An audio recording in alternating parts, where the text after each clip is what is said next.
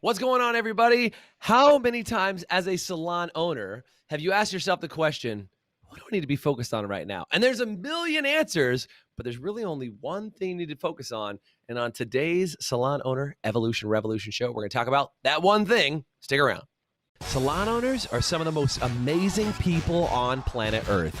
The only problem is sometimes their hearts are so big and they give so much of themselves to their staff and guests that it creates unintended consequences. Our goal is to change the industry by elevating the way the rest of the world sees salons, spas, and barbershops and give it the credibility that it truly deserves.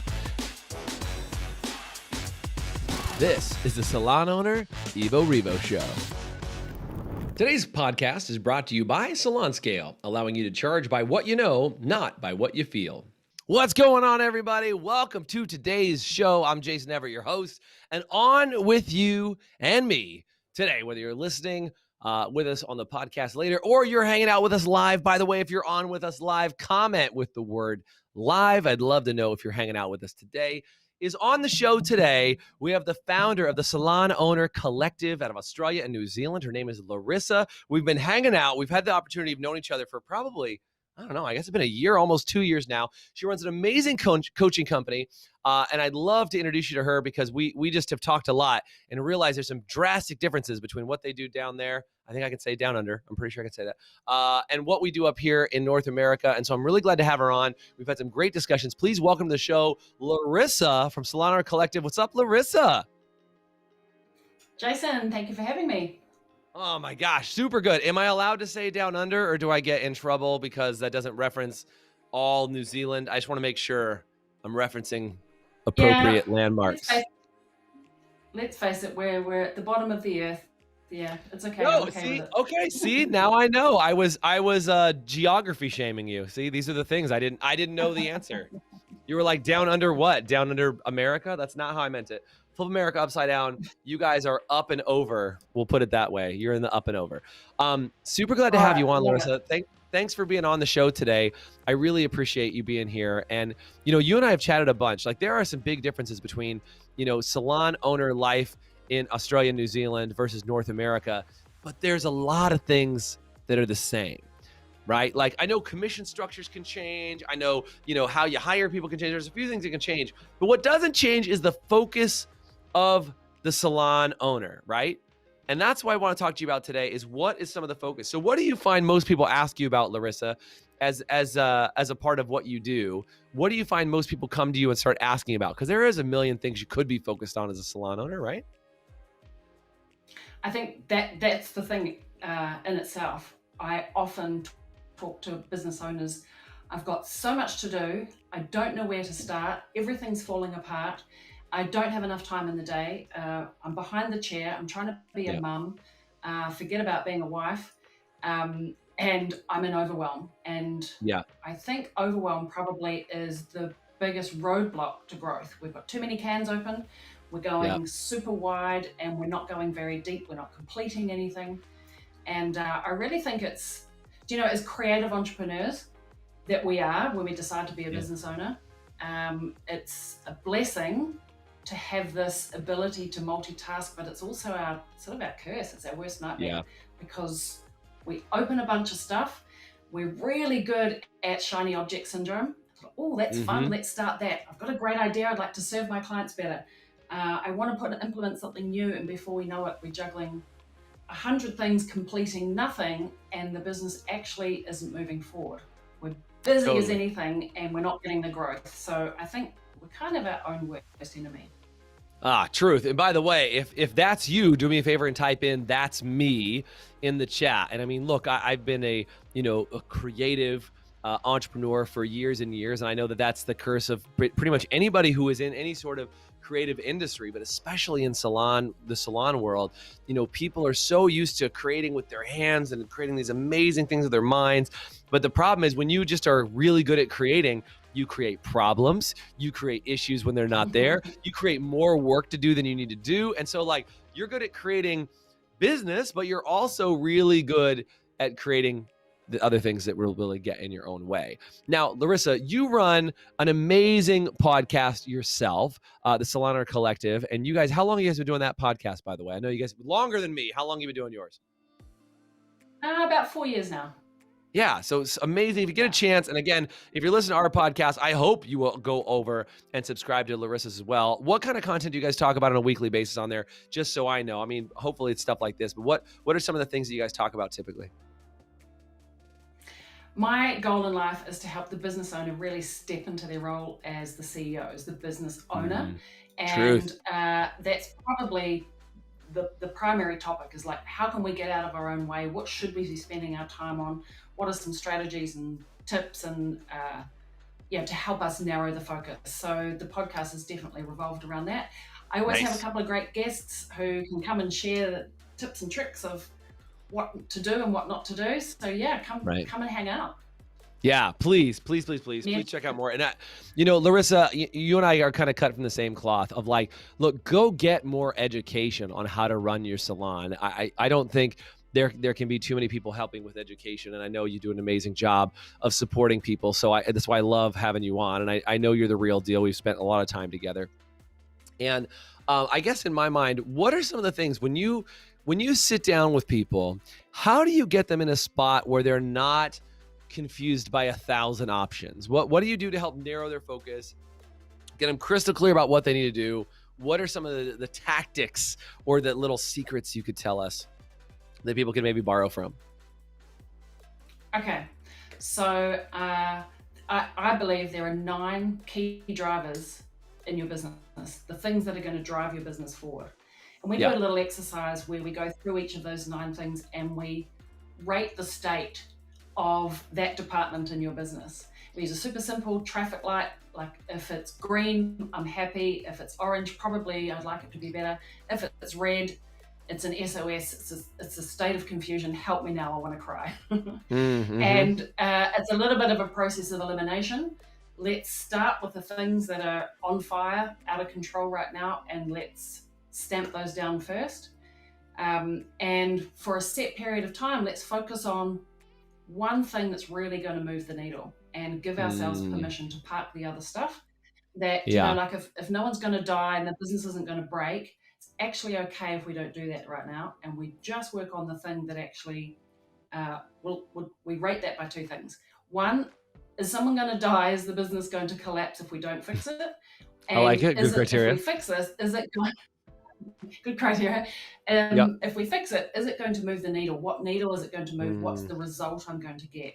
Because I think we can too easily want to do things because they're fun, they're cool, I can see that they can be better, but we forget to go, how is this going to impact my business?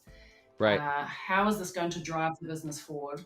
How is it going to get me out of overwhelm? Or how am I going to get my team to step up, whatever the problem is?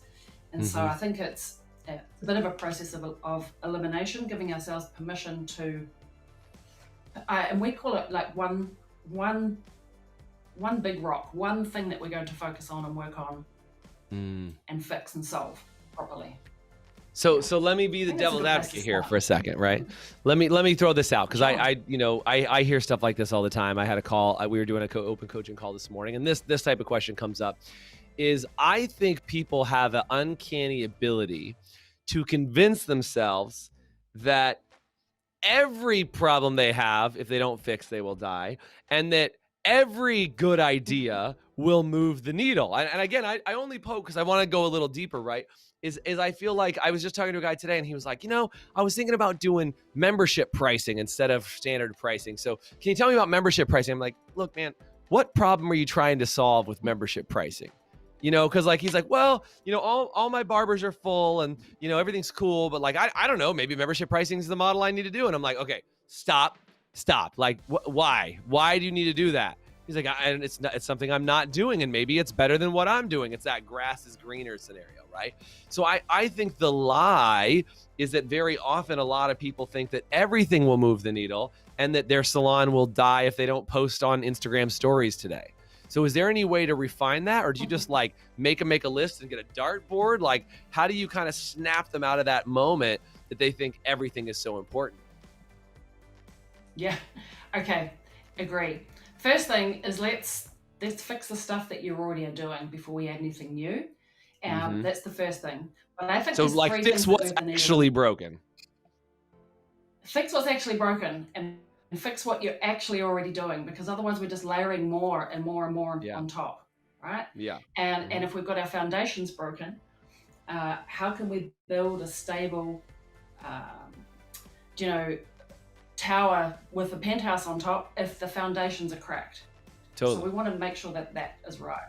And I think Yep. the foundations, there's three ways to drive a business forward. It's only three ways. That's more clients, Mm-hmm. spending more money, and coming more often. And I think we need to fix those three and look at how those are working inside of our business first in terms of driving a business forward, and make sure we've got those simple foundational things in place on repeat. Like, find the system that works, Right. get it going. And sometimes the foundational stuff in your business is a little bit boring. Once we've fixed Mm-hmm. it and it's working, we kind of don't need to be, like we get used to having to put sticking plasters on and being rushing, and there's a bit of adrenaline of putting new shiny things in place. And actually, if we set something up for it to truly work and do the job for us, then it's almost a little bit, that's a bit boring now. We go looking for something else. You said it just before. Yes. We start looking for things to break.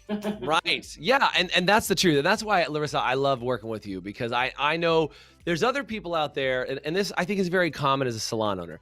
They love being behind the chair. They love doing the work. And then they want to own a business, but they don't want to leave behind the chair to become, you've called it the salon, the CEO deal.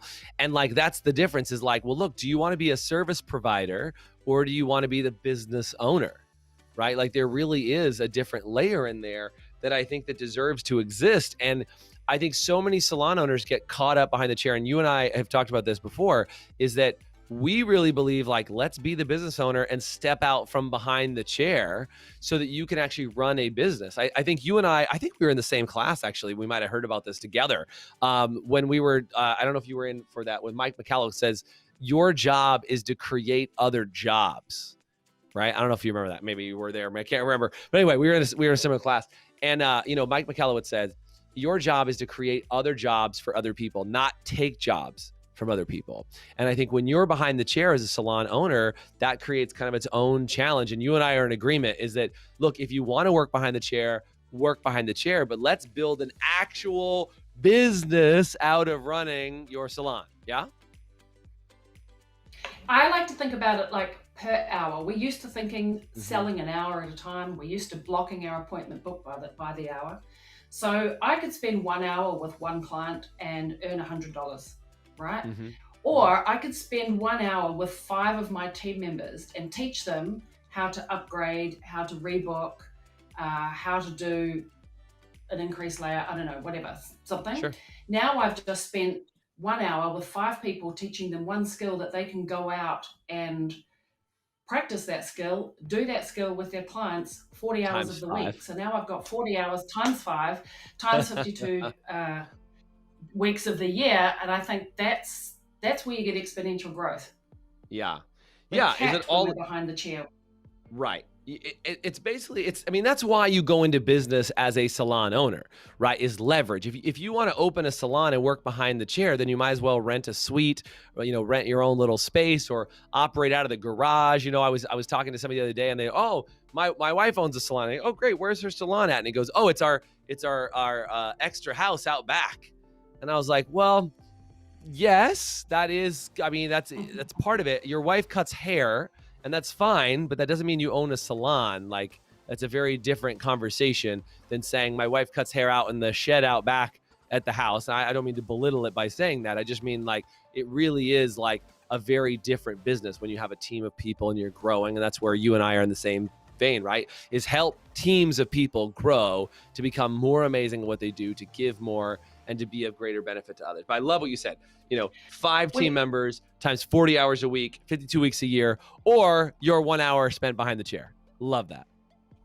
Yeah. Well, we can't employ team members and then basically ignore them for 40 hours of the week. So here, have a job but I'm not going to talk to you. I'm not going to spend any time with you. You're on your own. Go and make budget. Go and make your target. And then we go, wonder why she's not performing.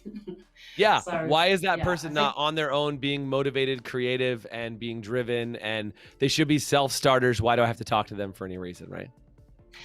if they were self-starters, they would have gone and opened their own salon.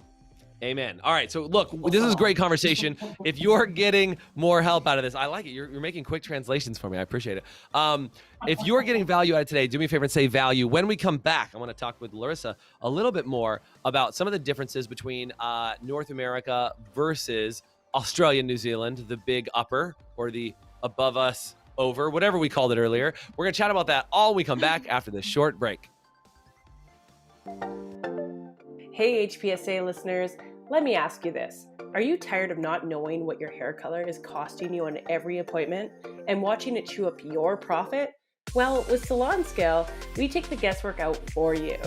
Using a mobile app paired with a Bluetooth scale, Salon Scale will tell you exactly what your color is costing you on every bowl mix down to the gram.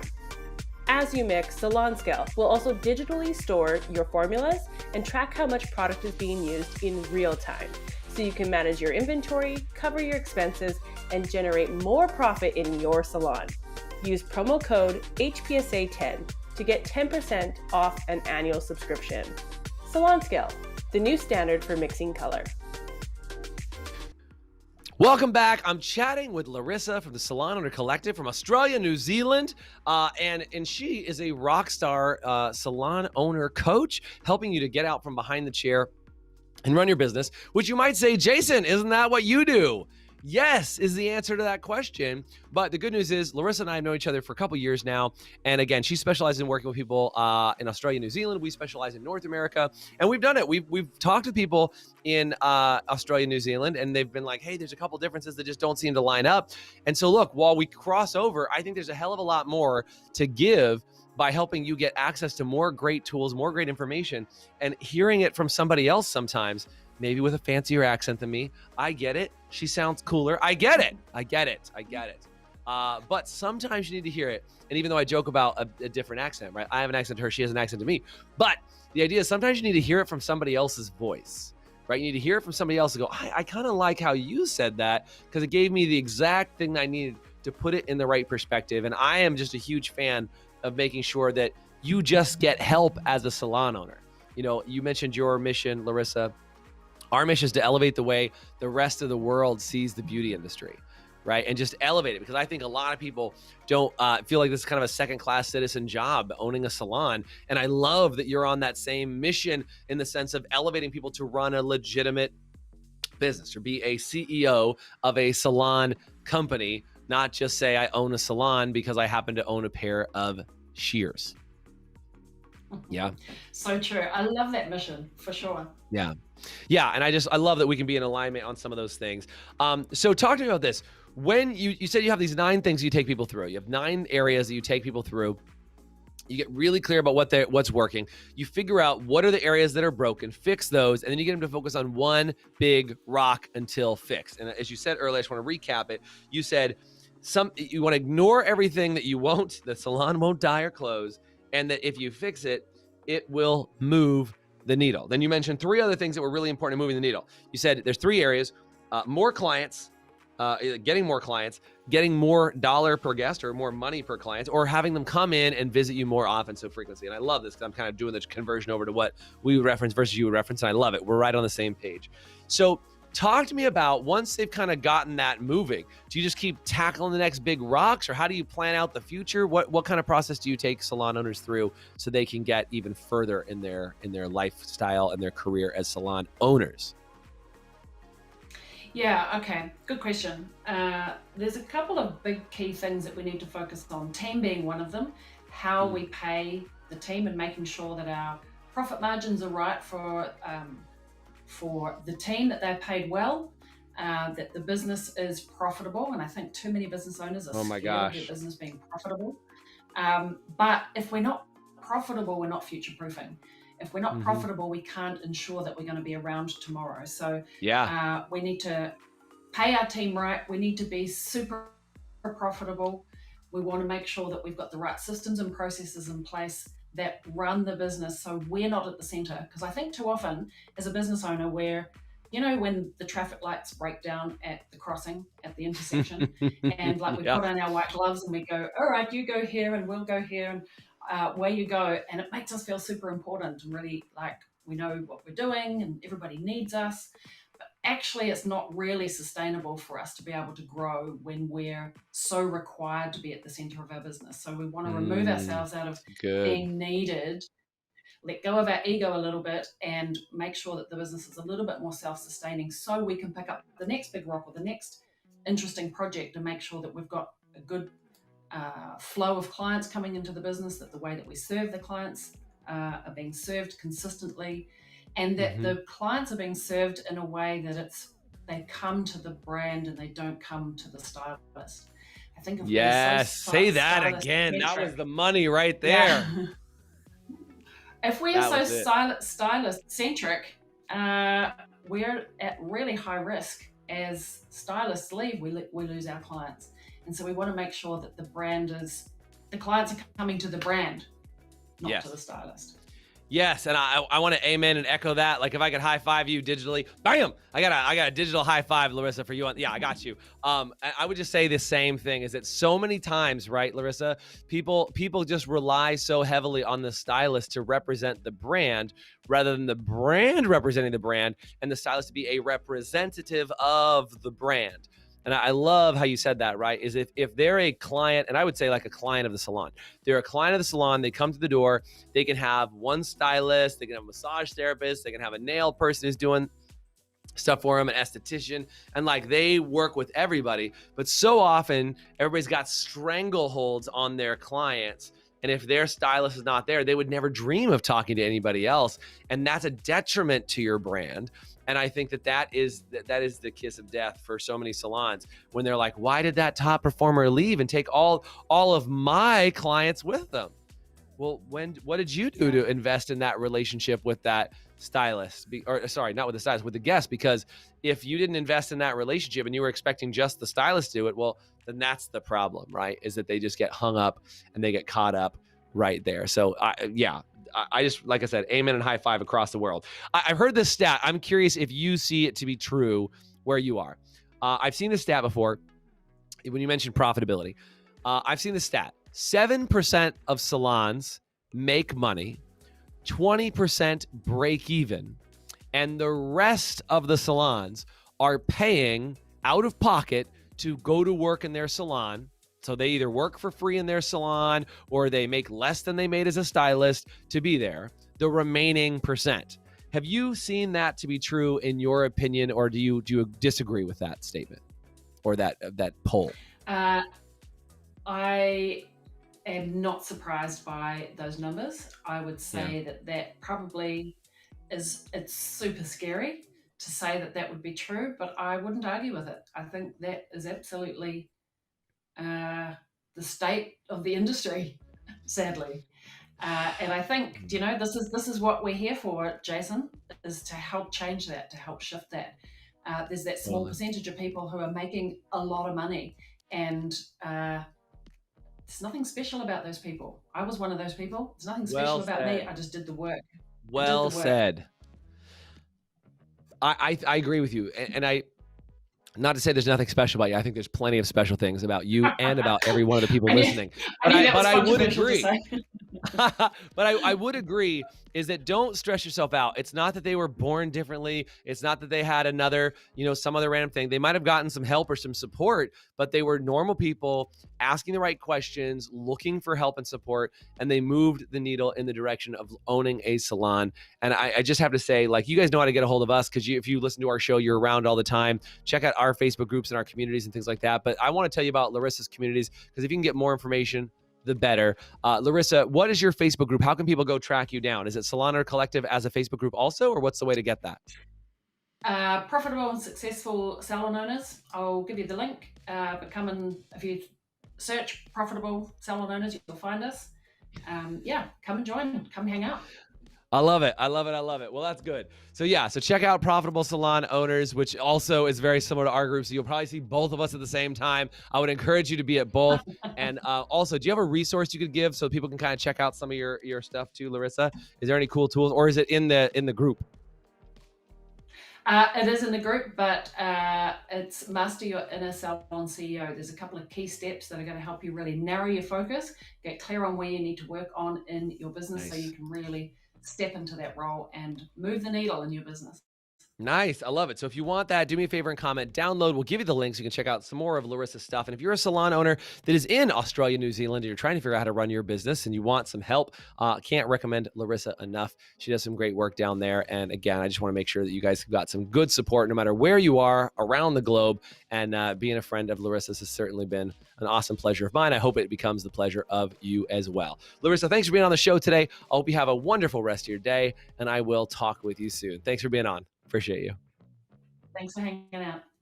Bye for now. Thanks for listening to the Evo Revo podcast. Today's podcast was brought to you by Salon Scale, allowing you to charge by what you know, not by what you feel. Please subscribe, leave us a review, and you can always get more information, including show notes and the video episodes at evorevopodcast.com.